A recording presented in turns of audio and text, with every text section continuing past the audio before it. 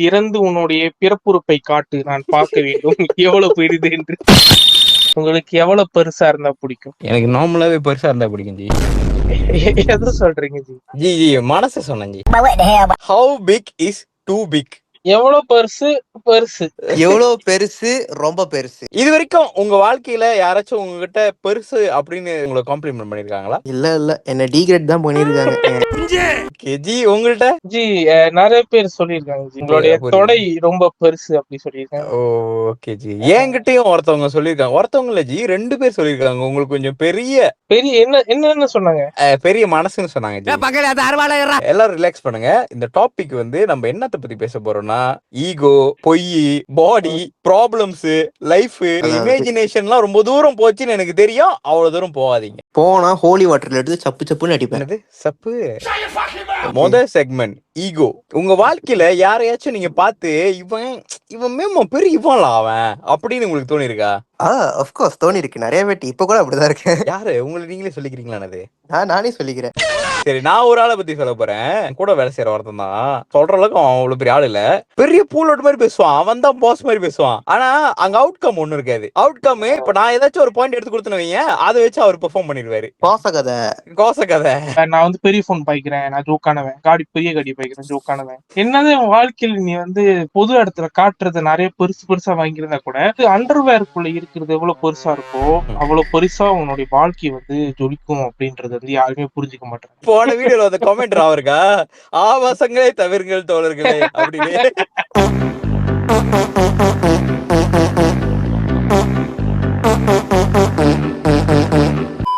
சில பேர் பாத்திருக்கீங்களா, அவங்களுக்கு அந்த விஷயத்துல அனுபவமே இருக்காது. ஆனா அவங்க அட்வைஸ் கொடுப்பாங்க. அதை வந்து நான் ஒரு பெரிய ஈகோவா கிளாரிஃபை பண்றேன். என்ன கேட்டா அது ஈகோ இல்ல. அது எப்படி நம்ம சொல்லுவேன் நானு, புளுத்தித்தனம். உதாரணத்துக்கு போன வீடியோல வந்த மோகன்லால் எடுத்துக்கோமே. மோகன்லால் கிட்ட நான் சொல்றேன், டே நான் வந்து சாப்பிடவே இல்லடா, ரொம்ப கஷ்டமா இருக்கு, ஒருவேளை நான் சாப்பிடலன்னு சொன்னா அவர் என்ன புளுத்துவாருன்னா, நீயாச்சும் ஒருவேளை சாப்பிடல, நான் வந்து டே 2 நாளா சாப்பிடவே இல்லை தெரியுமா. கஷ்டத்தையே வந்துட்டு அவர் வந்து பெருமை மாதிரி பேசுவார்லாம். யாரும் ஒஃபண்ட் ஆகாதீங்க. ஒஃபண்ட் ஆனாலும் எனக்கு பிரச்சனை இல்ல. ஒஃபண்ட் ஆகிறதுக்காக தான் இந்த வீடியோவை செஞ்சிருக்கோம். யாரெல்லாம் நீங்க புளுத்தின்னு நினைக்கிறீங்களோ அவங்க எல்லாத்தையும் கீழே டேக் பண்ணுங்க. சேலரி டாக், சம்பளத்தை பத்தி பேசுறது. எனக்கு வந்து இதுல வந்து பெரிய கருத்து இல்லை. ஏன்னா எனக்கு இதுல வந்து ஒரு ட்ரிகர் வேர்ட் இருக்கு. இந்த ஜாப்னு சொன்னாலே எனக்கு வந்து என்சைட்டி தான் ட்ரிகர் ஆயிரும். நான் ஒரு 2022லயோ 2023லயோ ஸ்டில் வந்து ஸ்டூடெண்டா தான் இருக்கேன். அந்த நபரோட பாட்டியே என்னமோ வந்திருந்தாங்க வீட்டுக்கு. அந்த நபர் வந்து ஃபவுண்டேஷன் முடிச்சுட்டு டிகிரி செஞ்சாரு. அங்கேயே வந்து லெவலுக்கு ஈக்குவலா நீ கம்பேர் பண்ணக்கூடாது. ஏன்னா நான் டிப்ளமா டிகிரி. அவன் பேர் வச்சுக்கோங்க. வேலைக்கு போயிட்டா 3000 சம்பளம் அப்படின்னாங்க. அதுக்கப்புறம் நான் ஒரு 2024 வாக்குல வந்து நானும் வேலைக்கு போயிட்டேன்னு வச்சுக்கோங்களேன். இன்ஜினியர் ஆயிட்டேன். எனக்கே வந்து ஒரு 42% சம்பளம் ஏறிடுச்சு. இன்னமும் என் தலைவனுக்கு வந்து 3000 தான் சம்பளம். அந்த டைம்ல வந்து அவங்களுக்கு ஒரு டைம் வரும். ஆனா இது கம்பேர் பண்ணி இந்த டைம்ல நான் இவ்வளவு எடுக்கிறேன், நான் அவ்வளவு எடுக்கிறேன், யார் உங்ககிட்ட கேட்டா? எனக்கு தெரிஞ்ச ஒரு நண்பர் இருக்காரு. எந்த ஒரு படிப்பையும் நான் வந்து டீக்ரேட் பண்ண கிடையாது. அவர் டிப்ளமா தான் செஞ்சிருக்காரு. ஓகேவா. இவரு ஒரு நாள் வந்துட்டு என் வீட்டுக்கு வந்து வாடா சாப்பிட போலாம் அப்படின்னாரு. நானும் அவர் கூட போனேன். போய் உக்காந்தேன். புளுத்தி பேச்சு பேசுறான். நான் வந்து இவ்வளவு சம்பாதிக்கிறேன், காசு எடுத்து வச்சுட்டு இது பண்ணிடுவேன் அது பண்ணிடுவேன் அப்படின்னா. சரிப்பா பண்ணுப்பா, நல்லது, ஆல் தி பெஸ்ட் அப்படின்னு. கொஞ்ச நேரம் கழிச்சு கம்பேரிசன் பண்ணான். இவனுங்களாம் வந்துட்டு இவ்வளவு சம்பளம் எடுக்கிறானுங்க, ஆனா நல்லா சுத்துறானுங்க, கேர்ள் ஃப்ரெண்ட் எல்லாம் வச்சிருக்கானுங்களே, எனக்கு பிடிக்கவே மாட்டேங்குது, எப்படி இவனுக்கு மட்டும் மாட்டுது அப்படின்ற மாதிரி பேசினான். அப்ப அப்படி பேசுறது எப்படி இருக்குன்னா வந்து எந்த பொண்ணுக்கும் அவரை பிடிக்க மாட்டேங்குது. ஏன் பிடிக்க மாட்டேங்குது? இந்த மாதிரி பூலோட் பேசியிருப்பாரு. அது ஒரு காரணம். இன்னொன்னு நான் ஆரம்பத்துல சொல்ல, இந்த எது பெருசு எது முக்கியம் அப்படின்னு. அப்புறம் அவனே கேள்வி கேட்டுக்கிட்டு அவனே பதிலும் சொல்லிக்கிறான். எனக்கு எப்படி சம்பளம் அதிகமான சம்பளத்தை வச்சு அவர் கோப் பண்ணிக்கிறார்ல, வேற வழி இல்ல. சம்பளம் வந்து உங்களை டிட்டர்மைன் பண்ணாது. உங்களோட கேப்பபிலிட்டி என்னன்னு தான் வந்து உங்களை டிட்டர்மைன் பண்ணும். எக்ஸ்பீரியன்ஸ்க்கு ஏத்த மாதிரி தான் சம்பளம் வரும்னு இன்னமும் நீங்க நம்பிட்டு இருக்காதீங்க. நீ கேட்ட ஒவ்வொரு கேள்வி என்ன செருப்பால அடிச்ச மாதிரி இருக்குடா. மாதிரி இல்ல, உண்மையிலே செருப்பால தான் அடிச்ச. என்ன நடக்குது? அதே போன்று உங்களுடைய ஆண் உறுப்பு சிறிதா இருந்தாலும் நீங்க கவலைப்பட தேவையில்ல. ஹிட்லருக்கும் வந்துட்டு மைக்ரோ பீனஸ் தான் சொல்றாங்க. மைக்ரோ பீனஸா இருந்தாலும் அவர் பாத்தீங்களா எத்தனை பீனஸ், ஐ மீன் எத்தனை ஆண்களை வந்து கண்ட்ரோல் பண்ணி ஒரு பெரிய வார்ஃபேர் நடத்தி இருக்காரு.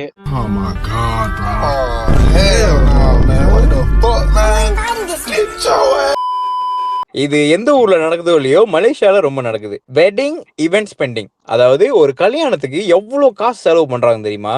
எனக்கு தெரிஞ்சவங்கலாம் வந்து கல்யாணம் பண்ணி வாங்கின கடன் காசை வந்து கட்டி கொண்டு தான் இருக்காங்க. நானே ஒரு பக்கெட்டு வந்து வருத்தப்பட்டுட்டேன். நம்ம என்னத்துக்கு இன்ஜினியரிங்லாம் படிச்சுக்கிட்டு பேசாம ஒரு கேமராமேன் ஆயிருக்கலாமே. ஏன்னா அவ்வளோ காஸ்டிங். நான் என்ன வருத்தப்படுறேன்னா, நான் ஏன் வந்து சாரி கட்ட கத்துருக்க கூடாது அப்படின்றது ஆமா. வருத்தப்படுறேன். ஏன்னா வந்து பாக்குறப்ப எல்லா பாரு ஆம்பளை பையனுங்க தான் சாரி கட்டுறாங்க, அவ்வளவு காசு வாங்குறாங்க, பிரைடல் பண்றாங்க. இந்த மாதிரி டெக்னிக்ஸ் வந்து நம்மளுக்கு தெரிஞ்சிருந்தா முன்கூட்டி கத்திருந்திருக்கலாம். இப்ப கூட கத்துக்கலாம் ஜி. என்ன கை கத்துக்கலாம். அங்கங்க படும். ஜி தப்பா பேசுறீங்க பாத்தீங்களா? ஜி இவ்வளவு நேரமா நம்ம தப்பா தான் ஜி பேசியிருந்தோம். திடீர்னு ஒரு 10 செகண்ட் நல்லதா பேசணும்னு நல்லவன் ஆயிருங்களா நீங்க?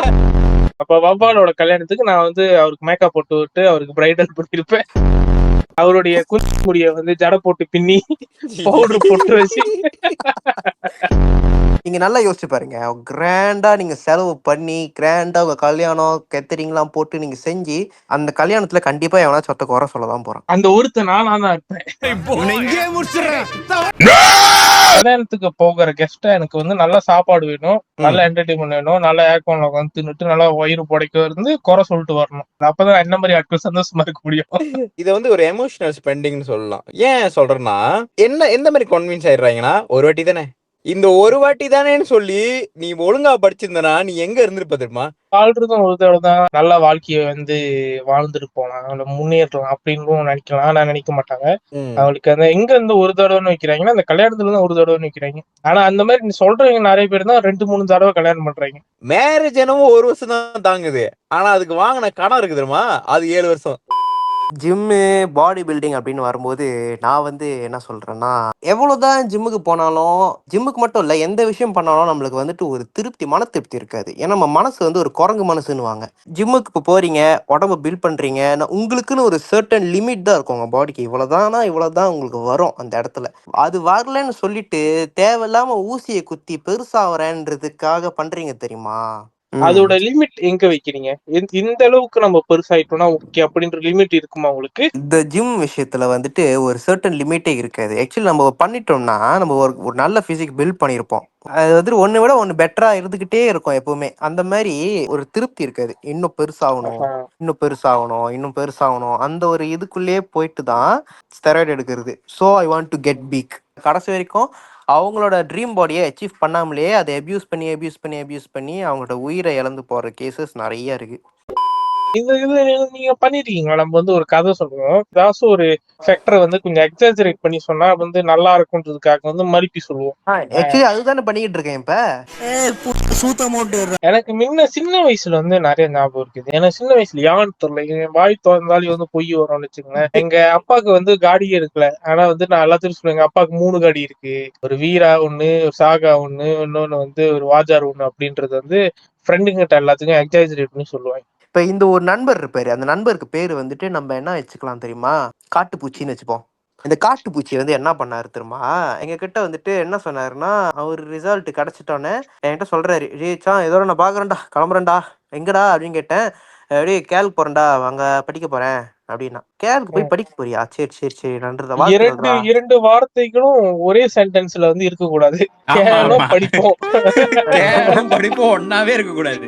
ஆக்சுவலி இந்த காட்டுப்பூச்சி வந்து எங்க உள்ளவருன்னா கிடால ஜித்ரால உள்ளவர். நான் கேளுக்கு போறேன் படிக்க போறேன் அப்படின்ட்டு. சரி பையன் கேளுக்கு போறான்னு சொல்லிட்டு எல்லாம் கடைசியா ஒரு ட்ரீட்லாம் வச்சு சாப்பாடுலாம் வாங்கி கொடுத்து, சரிடா காசு ஏதாவது பத்தலாம் சொல்றா நாங்க கொடுக்குறேன்டா அப்படின்ற மாதிரி எமோஷனலா பேசி அப்புறம் நானும் என் எஸ்டிபிஎம் கிளாஸ் வந்து ஃபர்ஸ்ட் கிளாஸ் நான் வந்து போயிட்டேன். நம்ம இன்னும் சில நண்பர்கள் வந்துட்டு ஜித்ராலே அதாவது கிடாலே வந்து ஒரு IKBN அப்படின்ற ஒரு காலேஜ் இருக்கும், வொகேஷனல் காலேஜ் நினைக்கிறேன். அங்க படிக்க போயிட்டாங்க சில பேர். இவங்க எல்லாம் அங்க போறாங்க. ஹாஸ்டல்லாம் கிடைச்சிருச்சு அவங்களுக்கு. அப்போ அவன் சொல்றான், ஹாஸ்டல்லாம் கிடைச்சிருச்சுடா. அப்போ நாங்களாம் ஒரு செட் ஆஃப் பையனுங்க கூட போயிட்டு உட்காந்து பேசிக்கிட்டு இருக்கோம். பக்கத்து ரூம்ல இருந்து ஃபெமிலியரான ஒரு வாய்ஸ் கேட்டுச்சு அப்படின்னா. அப்புறம் இவனும் போய் எட்டி பார்த்துருக்கானுங்க, யார் இந்த ஃபெமிலியரான வாய்ஸ் எங்கேயும் கேட்ட மாதிரி இருக்குன்னு கேட்கும்போது ஆரம்பத்துல கேளுக்கு போறேன்னு சொல்ற காட்டுப்பூச்சி இங்கதான் படிச்சுக்கிட்டு இருக்கான். அவர் சொன்னது வந்து பொய். என்ன சொல்ற, படிக்க இங்க கிடைச்சிருச்சுன்னா ஓகே, இங்கதான் கிடைச்சிச்சுன்னு சொல்ல வேண்டியதானே. ஒரு கேரளா போய் தப்ப போறேன் அப்படின்னு சொல்லி. அதாவது வந்து இந்த வடக்கில் இருக்கும் நண்பர்களுக்கும் தெற்கில் இருக்கும் நண்பர்களுக்கும் என்ன ஒரு ஒரு இது இமேஜினேஷன்னா, அவங்க வந்துட்டு கேளுக்கு போனா வந்து பெரிய விஷயம் அப்படின்னு வந்து நினைக்கிறாங்க. ஆனா அந்த கேள் அருகாமையில இருக்கிற என்ன மாதிரி ஆட்களுக்கு தான் தெரியும். கேளுல படிப்பு ஒரு வேலை கிடைச்சிச்சுன்னா நான் வந்து யோசிப்பேன் போலாமா வேணாமான்னு. அடுத்த செக்மெண்ட் வந்து கொஞ்சம் இன்ட்ரெஸ்டிங்கான செக்மெண்ட். என்னன்னா நான் சில விஷயங்களை சொல்லுவேன், நீங்க வந்து பிக்கா டூ பிக்கான்னு சொல்லணும். பர்ஸ்ல 12 வெள்ளி தான் இருக்கு, ஆனா சப்பாத்தி வந்து 900 வெள்ளி. Too big. டூ பிக் தாச்சு தேவலாது. ஒரு கல்யாணத்துல 700 கெஸ்ட். டூ பிக்னு சொன்னா அடிப்பாங்களோ? டூ பிக் தான். என்னதான் 700 பேர் கல்யாணத்துல இருந்தாலும் முதல் இரவுல 2 பேரும் தானே இருக்க போறாங்க. 8 ஆம்பளைங்களை கொண்ட ஒரு friends group. Not too big, big. Okay okay big big அளவா இருக்கு அப்படின்னு சொல்றீங்களா? அளவா இருக்கு. 3 hour voice not. It's too big. செருப்பால அடிக்கணும் இந்த மாதிரி பேசுறாங்க. Too big. மோட்டரோட எட்ஜஸ்ட் பைப் கேரியரோட பெருசா இருக்கிறது. Two big. டூ பிக் வந்து அவ்வளவு சத்தம் வேணாம்னு நினைக்கிறேன். 10 இன்ச்சு எனக்கு தெரிஞ்சு அளவான சைஸ் பிக். இல்ல நான் செயினை பத்தி சொல்லிக்கிட்டு இருக்கேன். பெருசா இருக்கிறது என்னைக்குமே பெட்டரா இருக்காது. அக்செப்டன்ஸ் இருக்கணும், ஏற்றுக்கொள்ளும் மனப்பான்மை. இப்போ ஒரு விஷயத்தோட ஒரு விஷயம் பெருசா இருக்கு அப்படின்னு சொல்லிட்டு நீங்க அதை நோக்கி போறீங்க, உங்க கனவு பெருசா இருக்கு, ஓகே. பட் நீங்க வந்து ஒண்ணு கவனிச்சீங்கன்னா நீங்க நல்லா இம்ப்ரூவ் பண்ணிருப்பீங்க. நீங்க ப்ரீவியஸா இருக்கிறத விட இப்போ இன்னும் பெரிய பெரிய அளவுக்கு வந்திருப்பீங்க. பட் உங்களுக்குள்ள இருக்கிற அந்த அல்ப புத்தி என்ன தெரியுமா, இன்னும் பெருசா பெரிய ஆளாகணும், இன்னும் பெரிய ஆளாகணும்ன்ற அந்த ஒரு புத்தி தான் வந்துட்டு என்ன கேட்டா இட்ஸ் அன்ஹெல்தி. அக்செப்டன்ஸே இல்லாத ஒரு வாழ்க்கையை வாழ்ந்துகிட்டு இருக்கீங்க. வாழ்க்கையில வந்து நீங்க அடையிற விஷயங்கள் வந்து இன்னைக்கும் வந்து பெருசா இருக்கிறது முக்கியம் இல்ல, ஒப்புதான் பெருசு. அதுக்கும் மேல வவ்வால், பறவை வவ்வால். இல்ல பேரை மாத்த போறேன், பிக் பூட்டி வவ்வால் அப்படின்னு.